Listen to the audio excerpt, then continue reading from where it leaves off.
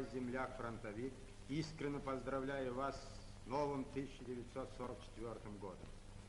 Пусть все мои лучшие пожелания сопутствуют вам в этом году на военном и трудовом фронте. Пусть в этом году будут сметены с лица земли двуногие звери, немецкие захватчики. Пусть этот год будет годом окончательной победы над врагом.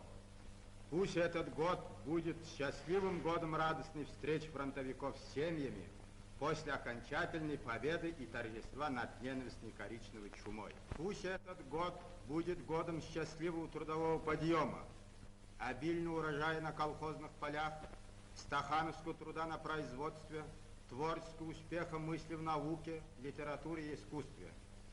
Слава и честь отважным офицерам и солдатам военного трудового фронтов, день и ночь громящим вражескую нечисть, самоотверженной отвагой в труде и в бою, под предводительством великого маршала Сталина. Смерть и проклятие немецким извергам. Бауыржан ұлы асуларды еске түсіріп, Панфиловшылардың семьясымен және Мария Ивановна Панфиловамен мәжілісте болып бас қосты.